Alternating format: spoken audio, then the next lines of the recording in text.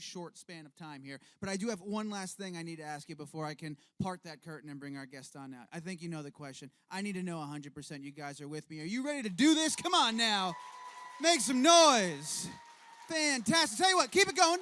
And please welcome your moderator from AOL.com Entertainment, Gibson Johns, and today's guest, Nathan Sykes.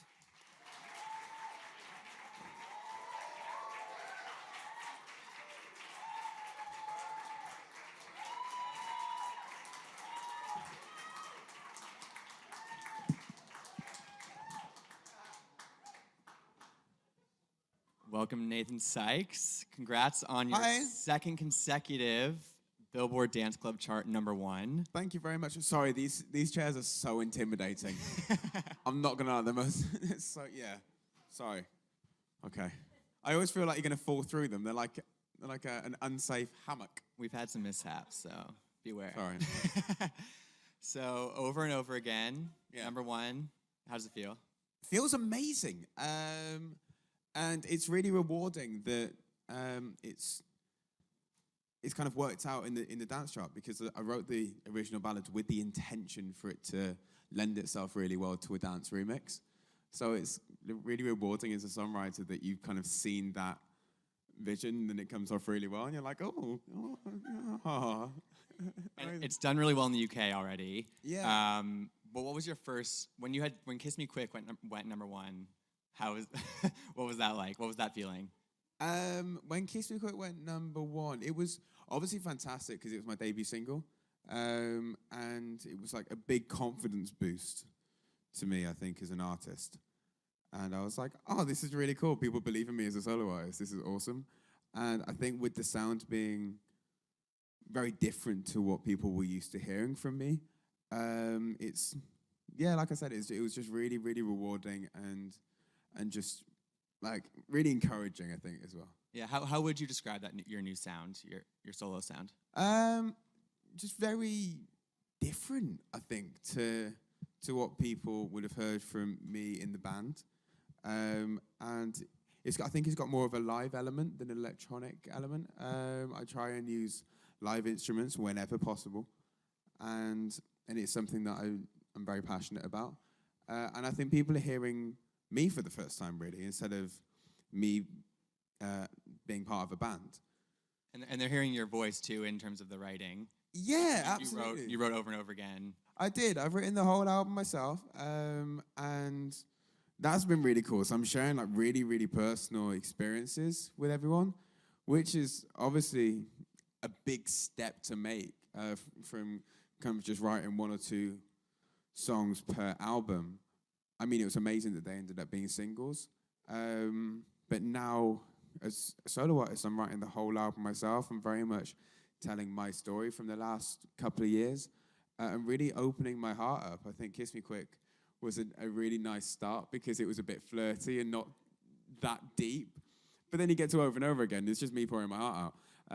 But it's really nice that people are like, oh my God, I found my wedding song. And it's like, wow, that's a massive honor. And that will stick with them forever. Oh, it's incredible. Do you find it easy to dig deep and find those feelings and put them into words, or? I do when there's something to write about. Right. And when there's something and someone even to write about. I think if there wasn't, I'm a very personal writer, so I think if I was trying to put myself in someone else's shoes, I think I'd struggle. And it wasn't until I started being like, oh, I'm actually going to write really personal stuff, when the songs really started coming very quickly. And that's something that was really amazing as an artist, to feel that. It was really cool. And what is that writing process like for you? Do you start with an idea? Do you start with a thought? Do you have like a sort of a refrain in your head that you think of? I normally start in the shower. True story. So there's various ideas. I think because when you don't have like your laptop, you don't have your phone, you don't have people asking you questions normally when you're in the shower. So there's nothing to really think about apart from and then that normally turns into a song idea. And you're like, hey, okay, so there's 2 songs in particular that started in the shower. Money's definitely started in the shower, and Famous definitely started in the shower. They all started in the shower. Yeah, so that's like two of my favorite songs in the album. So it was really cool that they came from those experiences. And then I've started writing ideas. Like, just I'm always writing. I'm one of them people that just always write. So I'm already kind of not thinking ahead as such, because I'm very much focused on now. But I'm one of them that like write an idea down, and like a year later I'll be like, oh yeah, what was that idea that I wrote in the shower that one time that was like really high? And I go back through my phone and I'd be like, oh, okay, that was really good. Do these songs come in spells, or do you sort of have these moments? Just Yeah, I think so. There was like a period over Christmas when I was writing a lot, and I was like, oh, okay, I need to get back in the studio because I'm singing a lot in the shower at the moment. And those ideas have turned into really fun songs. And yeah, some of the ideas in particular have really kind of come on to change some plans, which has been exciting. And so over and over again, you originally released it in the fall. I did, yeah. And you had a music video for it, and now you just re-released a new version with Ariana Grande, who's your ex. What was that process of getting her on the song like?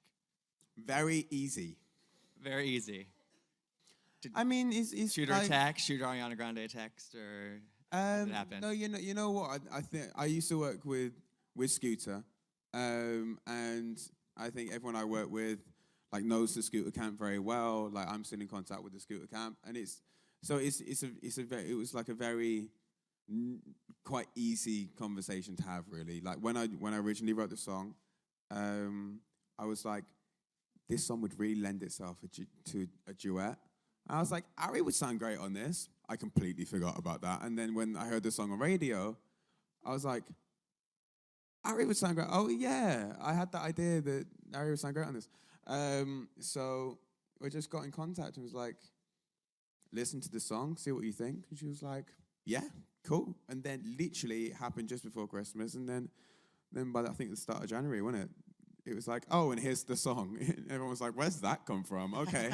And your voices meld really well together on the song as well. Thank you. Like, yeah. Cheers. Now, you know what? I love singing with really talented vocalists. I've got to sing with some incredible talent. I've got to sing with Jessie J, Megan Trainor, and of course Ari before on Almost It's Never Enough. So I've got to sing with some great vocalists, and I really, really enjoy that. So obviously to have an opportunity to sing with Ari again is an awesome one, and I think it shows real maturity actually. That we can both put music first and do what's right for music. And remain friends and all that. Absolutely, yeah. Absolutely. I'm one of them really annoying people that just stays in contact with all my exes anyway. So I think it's just like, hey, it's for the good of the song, and let's not let anything get in the way of what is most important to us, which is music. And it seems the fans also reacted really well to that. Yeah, I mean, did you? No, you know what? The reaction's been absolutely incredible, and I'm very grateful to all the positive feedback. But then also people enjoying both versions as well, and discovering the dance versions, which has obviously caused it to go number one on the dance club chart again. So it's so nice to see all the different versions getting recognition, and then obviously with the version with the video, which was the most creative day on the planet. The day I wrote Over and Over Again, I wrote the video for the song on the same day. So I was like typing the lyrics on my laptop and writing the idea to the video on my phone. I mean, I'm so 21st century. So it was just such a productive day. And I'm so glad that all these different ideas have really worked out. And the video was just such a special video for me. And one that I really, really enjoyed seeing come to life. Right. And what about the rest of the album? Because I know you worked with Babyface and yeah, the legends in the music industry. I mean, like, just the most petrifying thing on the planet. When you're saying to Babyface, no, I disagree. I think it should be that. He's like, did I just disagree with Babyface over a songwriting thing? So but it's fantastic that as songwriters, they're open to working with people, and and it's really great that he was so accepting to my ideas, and we wrote them